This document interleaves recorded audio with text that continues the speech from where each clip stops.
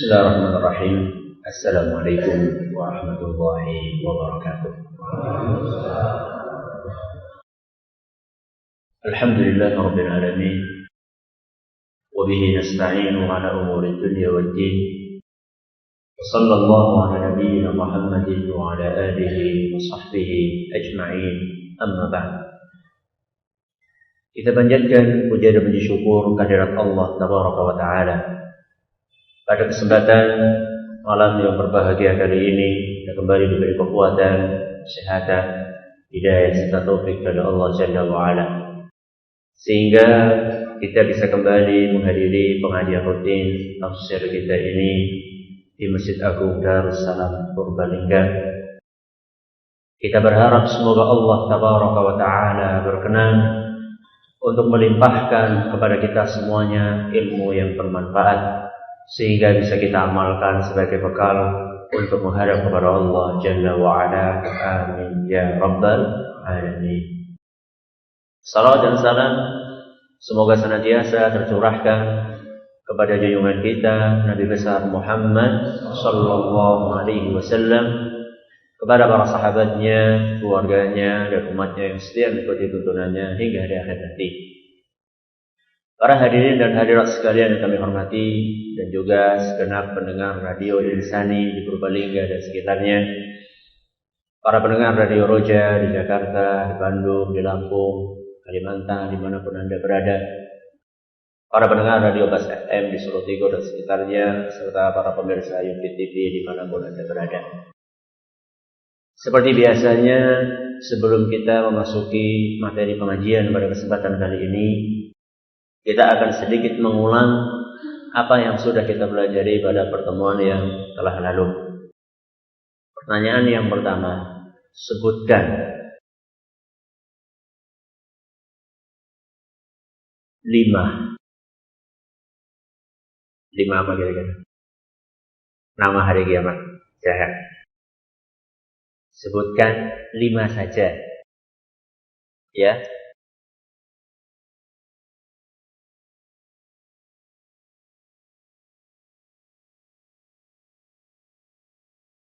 Al-Waqiah, Al-Waqiah kayaknya bukan.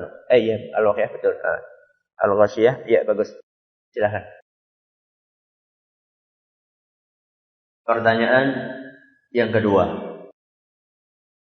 Al-Qari'ah artinya adalah suara yang mencekam hati. Suara apakah itu?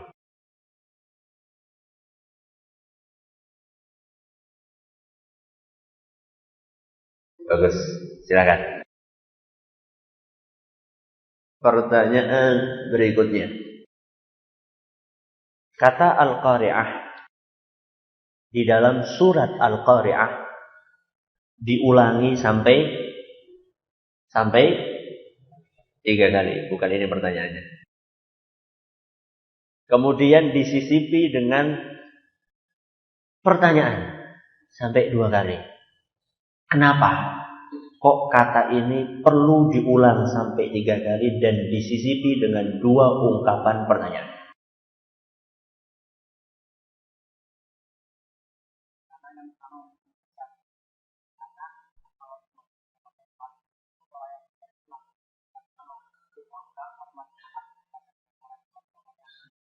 Terus? Belum? Sama? Belum? Hah? Benar-benar nyata? Bagus. Untuk menggambarkan betapa dahsyatnya kejadian tersebut. Pertanyaan selanjutnya. Nabi SAW menceritakan dalam sebuah hadis yang sahih. Kalau ada orang pengen tahu kejadian hari kiamat seperti melihat dengan mata kepalanya sendiri, silahkan membaca 3 surat. Bagus. Silahkan. Pertanyaan terakhir. Gongnya. Di dalam surat Al-Qari'ah, Allah mengumpamakan para manusia pada hari kiamat seperti laron yang berterbangan. Adapun di dalam surat Al-Qamar, Allah mengumpamakan para manusia seperti belalang. Belum pertanyaannya, nanti dulu. Pertanyaannya, mana yang benar di antara dua perumpamaan ini? Terus maksudnya apa? Silakan. Dua-duanya benar. Dua-duanya benar.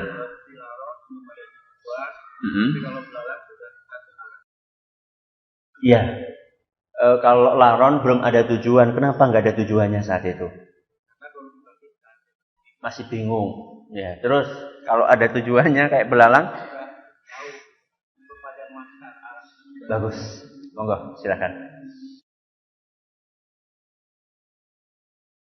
Berikutnya kita akan memasuki penafsiran dari ayat ke-6 dan ke-7 insyaallah. Para hadirin sekalian dan hadirat yang kami hormati dan juga segenap pendengar serta para pemirsa dimanapun Anda berada. Kita sudah belajar surat Al-Qari'ah ayat pertama sampai kelima. Di dalam ayat pertama dan sampai kelima, Allah Subhanahu wa ta'ala bercerita tentang sekelumit kejadian pada hari kiamat.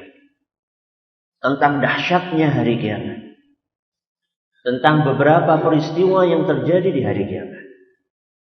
Setelah Allah Subhanahu wa ta'ala menggambarkan tentang kejadian hari kiamat, di ayat yang ke-6 dan seterusnya, Allah Subhanahu wa ta'ala menjelaskan bahwa para manusia saat itu akan terbagi menjadi dua golongan.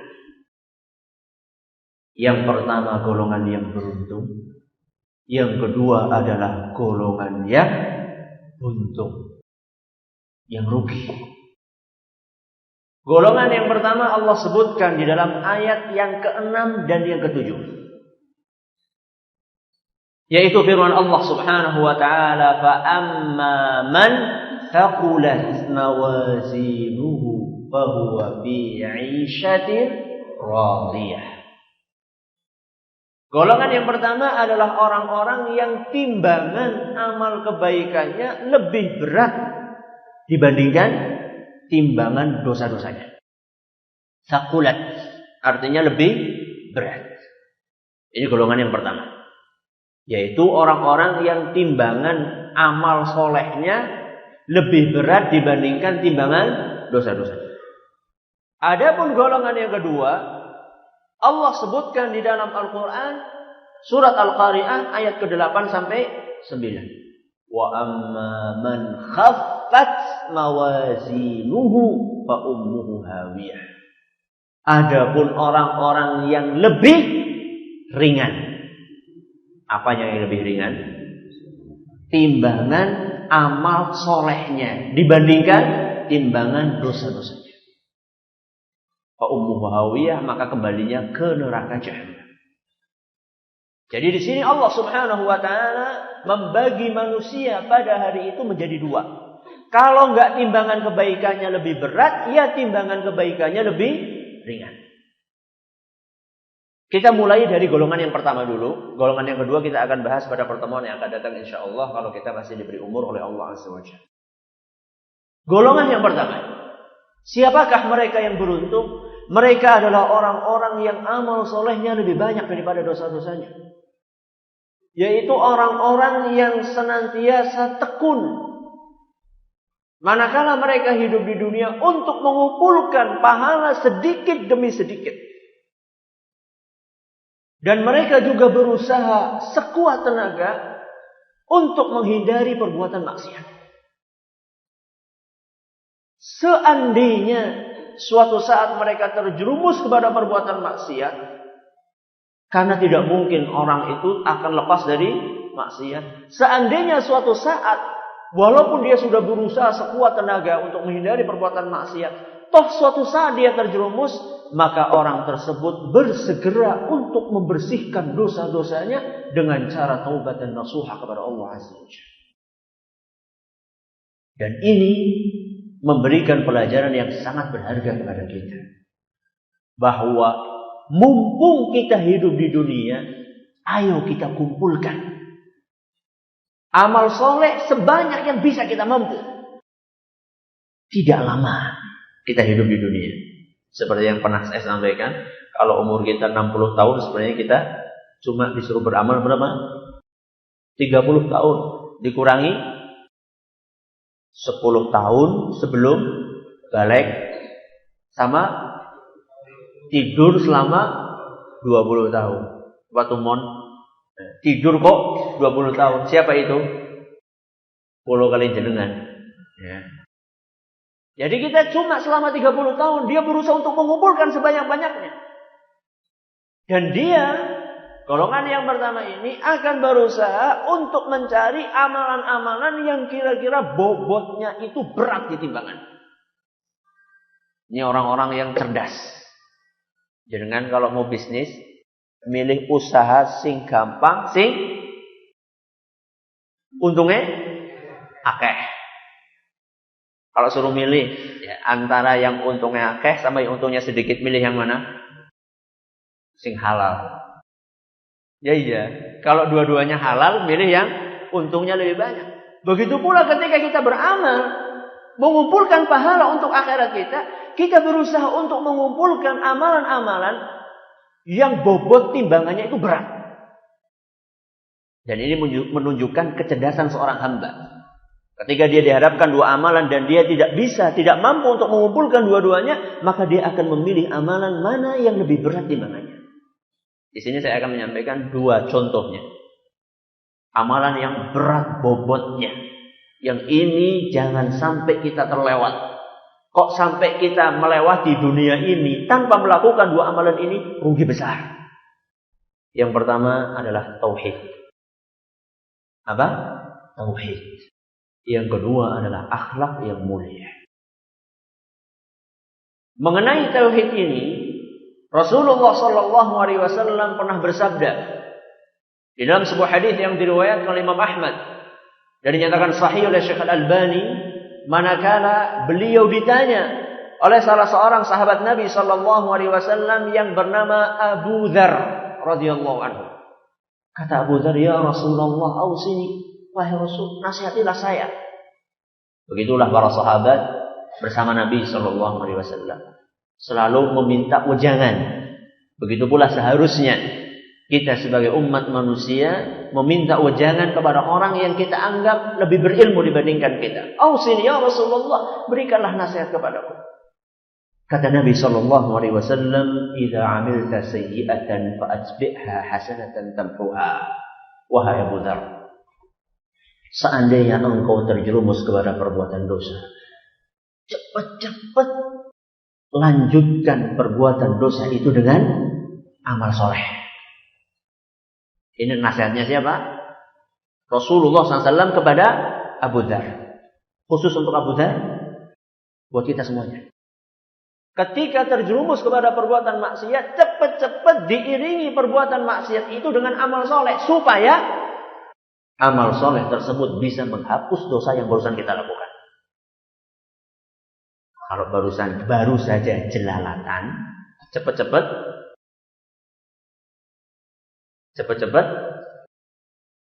baca Quran. Karena jelalatannya pakai mata, makanya matanya digunakan untuk baca Quran. Kalau habis SMS yang nggak benar kepada siapa? Lawan jenis yang tidak halal, cepat-cepat diiringi dengan SMS yang benar. Memberi nasihat kepada orang lain, gak usah kepada wanita itu lah, nanti malah jadinya dan seterusnya. Jadi kalau baru saja kaki ini digunakan untuk berjalan ke tempat maksiat, maka cepat-cepat begitu pulang dari tempat maksiat, kemana? Ke masjid. Jadi digunakan untuk menghapuskan dosa-dosa yang baru saja kita lakukan. Jadi nasihatnya Rasulullah SAW kepada Abu Dzar, kalau kamu habis melakukan perbuatan dosa, cepat-cepat diiringi dengan amal soleh. Kemudian Abu Dzar bertanya kepada Rasulullah, ya Rasulullah, aminal hasanati la ilaha illallah. Wahai Rasul, apakah la ilaha illallah itu termasuk amal soleh? Ini pertanyaannya siapa? Abu Dzar kepada Nabi SAW. Karena Abu Dzar pengen tahu amal soleh apa kiranya wahai Rasul yang manjur, yang kuat bisa menghapuskan dosa-dosa yang saya lakukan. Karena kadang-kadang ketika amal solehnya tingkatannya tidak sebesar dosa yang dilakukan, belum tentu amal solehnya ini bisa menghapuskan. Habis berbuat zina, sekedar mengucapkan astagfirullah, itu pun istighfarnya anura temenanan. Ya tidak sebanding. Tidak sebanding untuk menghapus perbuatan zina dia yang begitu besar. Habis melakukan perbuatan syirik, kursodakoh, mangpe. Ya nggak sebanding lah. Makanya Abu Dzar bertanya, ya Rasulullah, aminal hasanati la ilaha illallah. Wahai Rasul, apakah la ilaha illallah itu termasuk amal soleh? Apa kata Nabi sallallahu alaihi wasallam, hiya afdhalul hasanat. Ketahuilah wahai Abu Dzar bahwa kalimat la ilaha illallah itulah amal soleh yang paling soleh. Kebaikan yang paling baik. Alias paling berat bobotnya. Makanya diceritakan bahwasanya pada hari kiamat nanti dalam sebuah hadis yang terkenal dengan hadis bitaqah, hadis selembar kartu, bahwa nanti pada hari kiamat ada orang yang pada hari kiamat membawa dosa, membawa dosa 100 buku catatannya. Berapa? 100 buku. Satu buku tebalnya sepanjang mata memandang. Kira gue. Sampai dia sudah putus asa, gak pede. Gimana mau pede? Dosanya segitu. Oleh Allah Subhanahu Wa Taala ditanya, apakah kamu punya amal kebaikan? Gak punya, wahai Allah. Saya gak ingat ada masalah. Kata Allah, la tutlamul yawm. Kamu tuh gak akan mungkin dizolimi hari ini. Kamu masih punya amal soleh. Keluarkan satu kartu. Kartu wahai Rasul. Kartu ya Allah. Iya, kartu. Isinya la ilaha illallah. Kemudian ditimbang oleh Allah Subhanahu Wa Taala. Ternyata yang lebih berat kartunya. Jadi ini menggambarkan kepada kita betapa beratnya kalimat ini. Tapi orang kur ngomong tok. Nah kur ngomong tok sih gampang teman kalau kayak gitu. Makanya tadi saya katakan amal yang sangat berat adalah tauhid. Apa itu tauhid? Tauhid adalah akidah, keyakinan yang benar. Bahwasannya meyakini bahwasannya yang berhak disembah hanyalah Allah Subhanahu Wa Taala. Satu-satunya yang menguasai alam semesta ini adalah Allah Subhanahu Wa Taala. Tidak meyakini keyakinan sing bau reksa wit uringin nang alun-alun Purbalingga gue. Siapa? Gak tahu saya, orang tahu ketemu sih. Gak ada keyakinan seperti itu. Keyakinan bersih, akidahnya bersih. Inilah yang akan memberatkan amal timbangan kita nanti pada hari kiamat. Ini yang pertama. Apa? Tauhid. Yang kedua, tadi saya sebutkan akhlak yang mulia. Dalilnya sabda Nabi sallallahu alaihi wasallam yang diriwayatkan Imam Abu Dawud.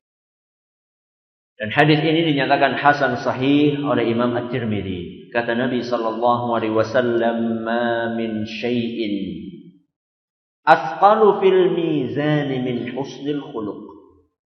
Kata Nabi SAW, tidak ada sesuatu yang lebih berat dibandingkan akhlak yang mulia.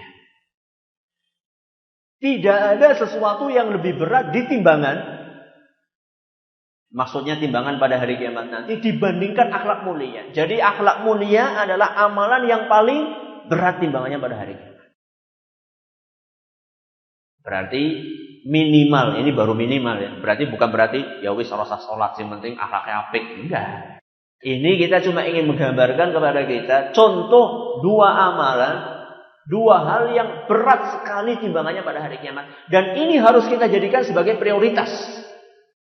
Yang pertama, tauhid. Yang kedua, akhlak mulia. Berarti mana yang lebih penting? Sama-sama penting. Karena akhlak mulia di dalamnya juga ada akhlak kepada Allah Subhanahu wa taala, yaitu tauhid. Makanya jangan sampai berat sebelah. Sebagian orang tauhidnya kuat, tapi akhlaknya jelek. Tauhidnya kuat, akidahnya lurus, tapi ra tau gelem mesem. Akidahnya kuat, tapi enggak pernah mau salam sama orang lain. Akidahnya kuat, tapi lisannya suka memfitnah orang lain. Ini orang yang berat sebelah. Dikiranya kalau orang sudah berakidah kuat itu kemana-mana harus sangar. Ini orang yang berat sebelah. Sebaliknya ada sebagian orang akhlaknya apik banget, tapi esi gelemeng dukun. Ebek melu nonton ebek.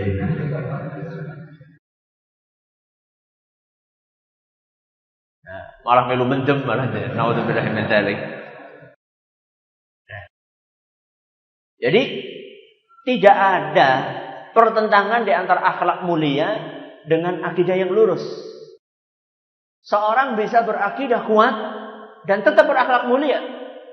Sebaliknya seorang bisa berakhlak mulia dengan tetap berakidah kuat.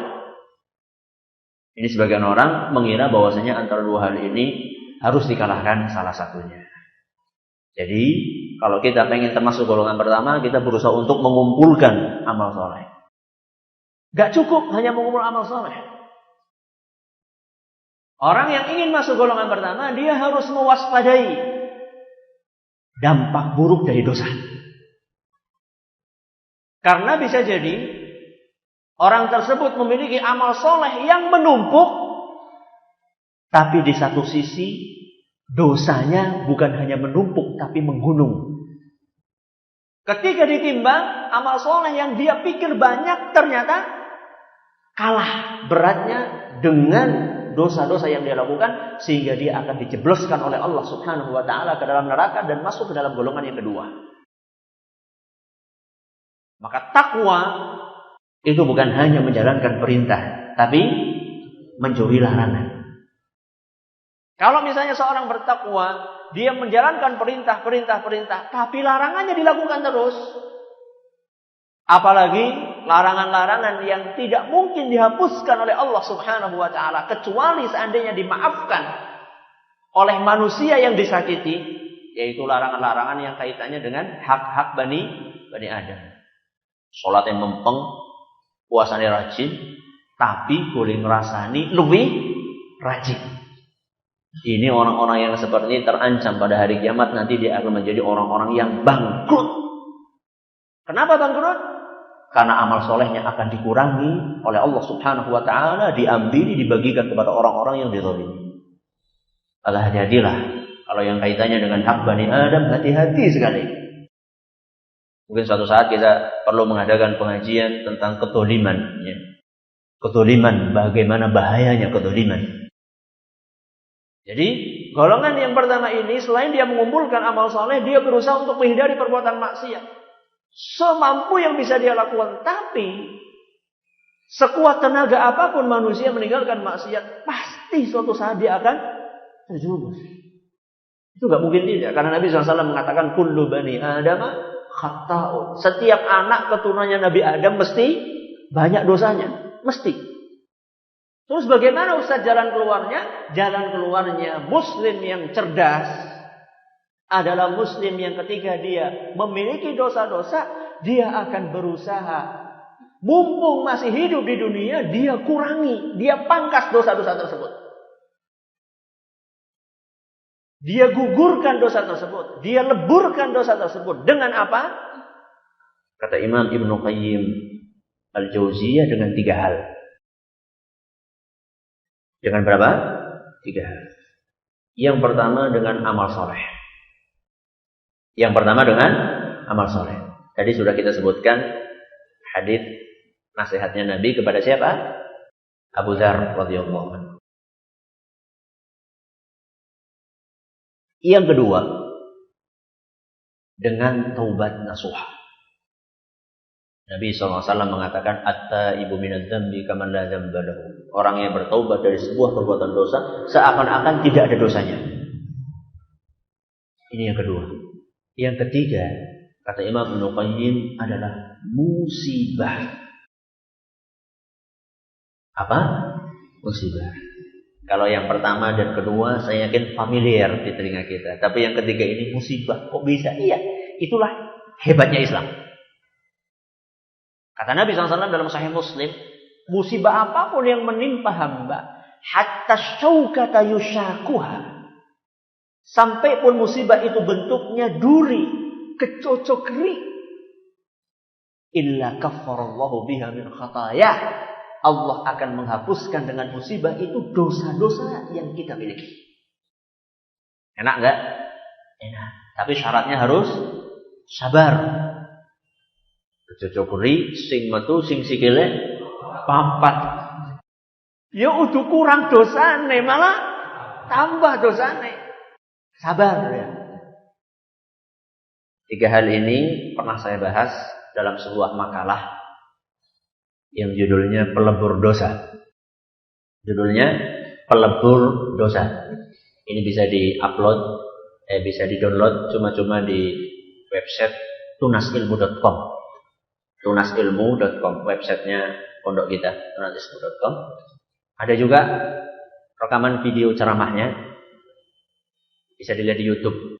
Bisa dilihat di YouTube, judulnya sama, Pelebur Dosa. Sudah. Ini golongan yang pertama adalah orang-orang yang timbangan kebaikannya lebih berat dibandingkan timbangan dosa-dosanya. Amal soleh, contohnya tauhid, akhlak mulia, sholat. Sholat akan ditimbang. Mungkin nggak ditimbang. Sholat yang jenengan berapa kilo? Yang namanya ditimbang itu kan sesuatu yang real, yang punya berat, bobot. Sholat puasa, senyum, itu ada bobotnya enggak?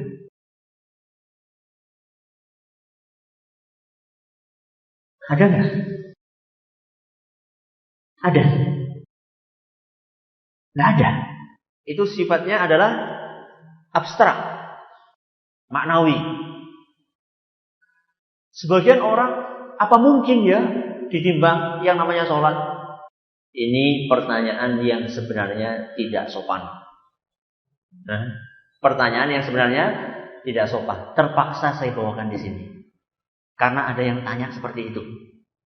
Ustaz, mana mungkin sholat ditimbang? Sholat itu kan sesuatu yang maknawi, yang abstrak. Kita kan nggak tahu sholat kita beratnya berapa kilo, berapa ton, berapa kuintal. Nggak tahu, Ustaz. Bagaimana bisa menimbangnya? Pertama, ini pertanyaan tidak sopan. Kenapa tidak sopan? Karena tidak ada sesuatu yang mustahil dan sulit di tangan Allah Subhanahu wa ta'ala. Kenapa Ustaz? Karena Allah Subhanahu wa ta'ala menegaskan, innama qauluna li syai'in idza aradnahu an naqula lahu kun fayakun. Di dalam Al-Qur'an surat An-Nahl ayat 40, Allah Subhanahu wa ta'ala berfirman, sesungguhnya titah kami kalau ingin menghendaki sesuatu cukup mengatakan kun. Apa artinya kun? Jadilah, maka akan terjadi. Kira-kira sulit nggak Allah Subhanahu wa Ta'ala merubah wujud amal kita menjadi sesuatu yang berbobot? Sulit nggak? Gampang banget. Jadi gak usah kaget nanti tahu-tahu sholat kita nanti berbobot pada hari kiamat. Sangat mudah di sisi Allah Subhanahu wa Ta'ala. Nggak ada yang sulit. Ini yang pertama. Yang kedua, dalam beberapa hadis yang sahih, yang ditimbang itu bukan cuma amal kita, tapi yang ditimbang juga buku. Tadi loh, orang yang berapa tadi? Bukunya 100 itu ditimbang bukunya. Sama satu kartu ditimbang bukunya. Juga ada beberapa hadis sahih yang menjelaskan bahwa yang termasuk ditimbang adalah tubuh orang yang mengamalkan. Apanya? Tubuh yang jenengan ada bobotnya? Seneng ya. Seneng ya. Sing lemu. Melasi temen. Sing kering. Tuh, apakah ini kita perlu membuat program penggemukan? Ya, bukan diukur dari berat tubuhnya, tapi nanti akan diukur dari amal soleh yang dimiliki oleh orang tersebut. Jadi tidak usah berkecil hati manusia-manusia yang kurus atau bahasa lembutnya langsing. Tidak usah merasa berkecil hati orang-orang yang langsing. Kenapa? Kalau jenengan amal solehnya banyak, ya, insya Allah nanti bobotnya akan berat. Dan tidak usah gembelengan orang-orang yang gemuk. Ya. Wah, nyong awak wis gede iki rasa salat. Kok ditimbang ngapot. Tidak. Nanti kalau misalnya amal solehnya sedikit pun nanti bobotnya akan ringan. Pertanyaan berikutnya. Allah perlu nggak sih timbangan? Apakah kalau nggak ditimbang Allah nggak tahu ukuran amal soleh kita? Tahu nggak kira-kira? Kenapa perlu timbangan? Ini pertanyaan. Karena ada sebagian Allah, timbangan ora perlu. Allah itu Subhanahu wa Ta'ala itu Maha tahu, nggak usah pakai timbangan-timbangan segala. Timbangan itu kayak kulo kali jenengan. Nggak tahu, kita cuma bisa ngira-ngira. Tapi kalau pastinya kita nggak tahu. Allah Subhanahu wa Ta'ala sebenarnya itu tidak perlu sama timbangan. Karena Allah Subhanahu wa Ta'ala mengetahui ukuran amal kita bahkan sebelum kita diciptakan di muka bumi ini. Jadi gak usah nunggu nanti hari kiamat. Sebelum kita diciptakan di muka bumi ini, Allah sudah tahu kira-kira amal timbangan kita, timbangan kebaikan kita sama dosa kita lebih berat mana. Allah sudah tahu. Bukan hanya sebelum kita diciptakan, bahkan sebelum langit dan bumi diciptakan 50.000 tahun sebelumnya. Berapa? 50.000 tahun sebelum diciptakannya langit dan bumi, Allah sudah tahu berapa amalan kita. Kata Nabi SAW dalam sebuah hadis yang diriwayatkan oleh Imam Muslim, Kataballahu maqadiral khalaiqi qabla an yakhluqas samawati wal arda bi 50,000 sanah. Allah Subhanahu wa Ta'ala telah menulis takdir seluruh makhluk 50.000 tahun sebelum diciptakannya langit dan bumi. Berarti Allah butuh enggak? Tidak butuh. Kenapa? Ada timbangan. Jawabannya untuk menunjukkan dan memperlihatkan kemahaadilan siapa? Allah Subhanahu wa Ta'ala di antara para manusia. Karena nanti pada hari kiamat ketika ditimbang, seluruh manusia akan melihat. Akan melihat bagaimana timbangannya si fulan. Semuanya akan melihat amalan tersebut. Sehingga ketika Allah Subhanahu wa Ta'ala menjatuhkan hukuman, memasukkan seorang ke neraka, maka saat itu tidak ada seorang pun yang ada dalam hatinya perasaan, oh Allah itu tidak adil. Karena melihat dengan mata kepalanya sendiri. Bahkan sampai amalan yang begitu kecilnya akan didatangkan oleh Allah dan ditimbang.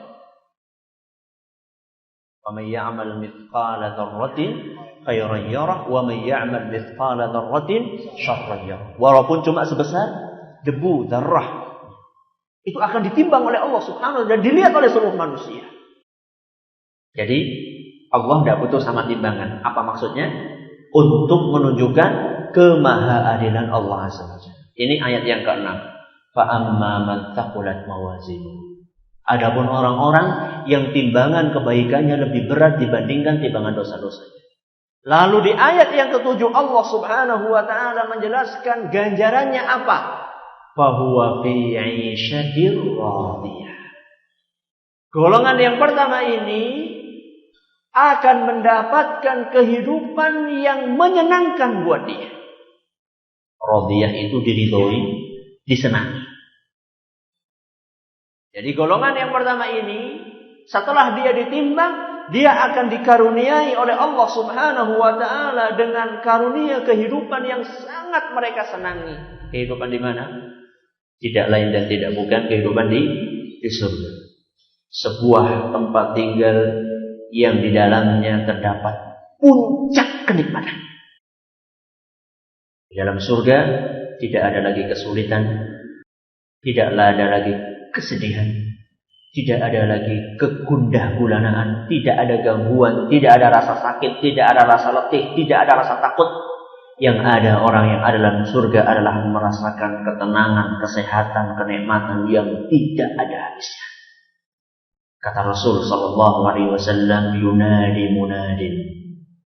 Ketika orang-orang sudah masuk ke dalam surga, ada yang memanggil penghuni surga. Penyeru tersebut berkata, "Inna lakum an tasihhu fala tasqamu abadan." Wahai para penghuni surga, setelah kalian memasuki tempat ini, kalian akan sehat terus dan tidak akan pernah sakit. Coba orang yang paling nikmat di dunia ini pernah nggak sehat terus, nggak ada sakitnya? Coba orang yang paling kaya di sini coba ngacung. Isin Ustaz. Coba yang paling kaya pernah sakit nggak? Biasanya malah sing sugih. Lu ya kayak penyakitnya biasanya. Ya kadang-kadang ora. Karena sing wong lara biasanya mangane kan anak-enak, sing enak-enak tuh biasanya sing akeh penyakitnya biasane. Tapi enggak semuanya. Ya gitu kayak enak-enak kan gorengan, jeroan, pemaning. Ya mendoannya gorengan berapa? Sate, sing kolesterolnya tinggi itu yang gudi-gudi kan seperti itu. Nah itu yang biasa beli siapa? Orang kaya-kaya, bulannya kayak penyakit deh. Ya. Nanti di surga tidak ada. Inna lakum an tasihhu wa la tasqamu abadan. Kalian di surga ini akan sehat terus, tidak akan pernah sakit. Wa inna lakum an tahyaw wa la tamutu abadan. Dan kalian di surga nanti kata Nabi SAW akan hidup terus, tidak akan pernah mati. Wa inna lakum an tashibbu fala tahramu abadan. Dan di surga nanti kalian akan muda terus, tidak akan pernah tua. Belasia. Sing wis mbah-mbah. Pripun mbah? Masih pengen masuk surga? Masih insyaallah. Jangan nanti ketika masuk surga akan berubah menjadi perjaka ting-ting. Malah nek perlu tong-tong sisa. Wa inna lakum an tashibbu fala tahramu abadan. Kalian itu akan muda terus, tidak akan pernah tua. Wa inna lakum an tan'amu fala tabta'isu abadan. Dan kalian nanti di surga akan merasa senang terus, nikmat terus, tidak ada sedihnya. Dan di surga tidak ada sesuatu yang kotor, semuanya bersih. Makanya kata Nabi SAW dalam hadis lain, kalau tadi hadis riwayat Muslim, hadis berikutnya riwayat Bukhari dan Muslim. Kata Nabi SAW, awwalu zumratin taridul jannah. Kloter pertama yang masuk surga, rombongan yang pertama masuk surga, kata Nabi SAW, suratuhum ala suratil qamari lailatul badr. Penampilan rombongan pertama yang akan masuk surga seperti penampilannya bulan purnama. la yabsuquna fiha wa la yamtakhituna wa la yataghawwatun. Mereka di dalam surga tidak akan pernah meludah dan tidak akan pernah mengeluarkan ingus dan tidak akan pernah buang air besar. Jadi rasa khawatir anak sing tugas bersih, tidak perlu. Kemudian kata Nabi sallallahu alaihi wasallam, warashhuhumul misk, dan keringat yang keluar dari tubuh mereka adalah seperti minyak misk. Semoga kita termasuk golongan tersebut. Allahumma amin. Wallahu ta'ala a'lam wa a'lam. Terima kasih atas perhatiannya. Mohon maaf segala kurangnya. Kita tutup dengan membaca Subhanallahumma wa bihamdika asyhadu an la ilaha illa anta astaghfiruka wa atubu ilaik. Assalamualaikum warahmatullahi wabarakatuh.